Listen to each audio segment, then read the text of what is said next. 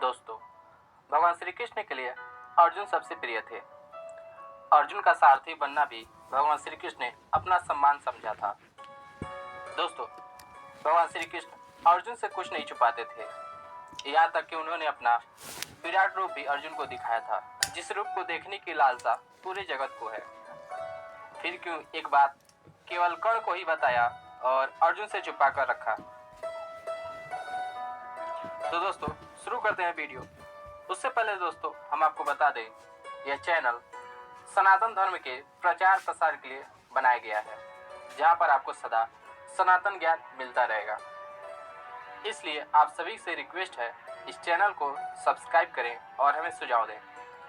अब शुरू करते हैं वीडियो को। दोस्तों, वैसे तो महाभारत का युद्ध होना तय था, लेकिन उस युद्ध से होने वाले विनाश को श्री कृष्ण ने टालने का प्रयास किया था।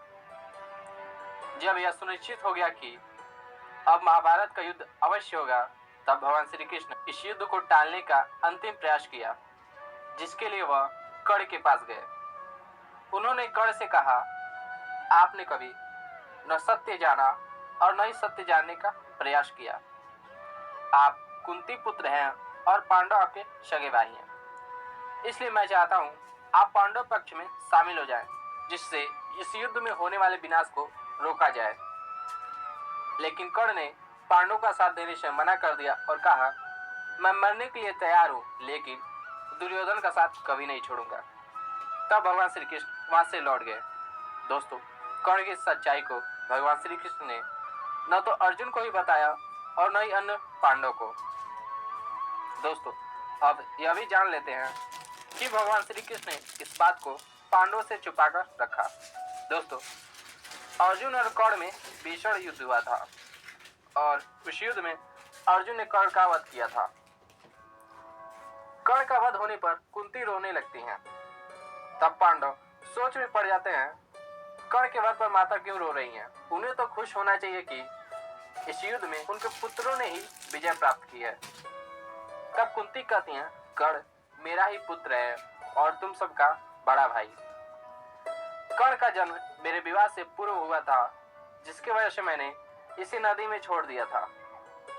तब अर्जुन बहुत ही ज्यादा उदास होते हैं और रोकर कहते हैं, भैया क्यों आपने हमें यह बात नहीं बताया?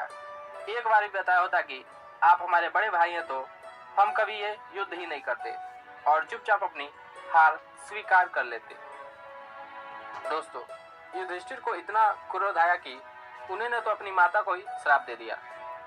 युधिष्ठिर अपनी माता कुंती से कहा, माता आपने इतना बड़ा सच छुपाकर हमसे ही हमारे बड़े भाई की हत्या कराई है। इसलिए मैं श्राप देता हूँ कि आज से कोई स्त्री किसी बात को नहीं छुपा पाएगी।